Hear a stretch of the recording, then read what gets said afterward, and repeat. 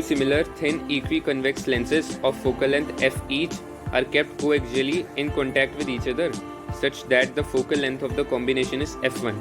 When the space between the two lenses is filled with glycerine which has the same refractive index mu is equals to 1.5 as that of glass, then the equivalent focal length is f2.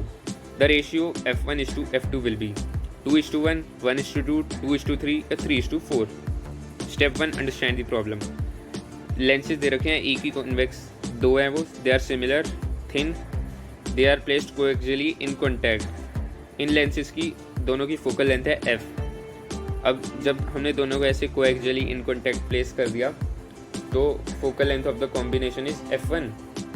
अब when the space between two lenses is filled with glycerine जिसका refractive index है same as that of glass that is 1.5, तब equivalent focal length है f2।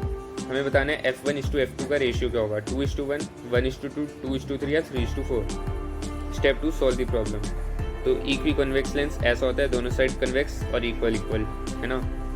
तो अब जैसे ये दोनों कॉन्टैक्ट में, दोनों की फोकल लेंथ है ff, तो नेट फोकल लेंथ क्या हो जाती है 1/f = 1/f1 + 1/f2। ऐसा फॉर्मूला होता है ना, मतलब पावर ऐड हो जाती है और पावर और फोकल लेंथ का दोनों में इन्वर्स रिलेशन है। तो इसलिए 1/f1 नेट क्या दे रखी है, f1 ही दे रखी है हमें, is equal to 1/f + 1/f। तो यहाँ से f1 क्या आ गई f/2।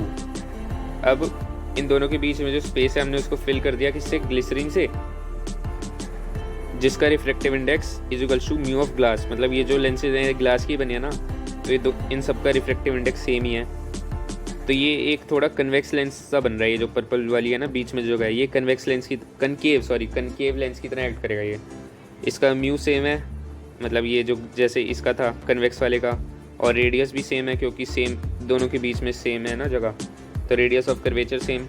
तो इसलिए बस फिर फोकल लेंथ का ही फ़र्क आएगा, वो वही नेगेटिव हो जाएगी उसकी, क्योंकि जैसे ये कौन सा है कनकेव लेंस, ये डाइवर्जिंग होता है ना, तो इसकी फोकल लेंथ इस तरफ आ रही है, इधर फोकस करेगा ना ये पीछे, तो इसलिए अगर लाइट इधर से आ रही है और हम डिस्टेंस इस साइड नाप रहे हैं वही साइन कन्वेंशन की, उससे ये नेगेटिव हो जाएगी दोनों की।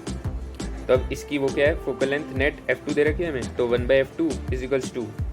एक तो इन दोनों की तो थी क्या निकली थी हमारी 2/f दोनों की, और इसकी क्या है -1/f, इसकी f है ना, तो 1/f2 क्या आ गया हमारा सिंपल 1/f।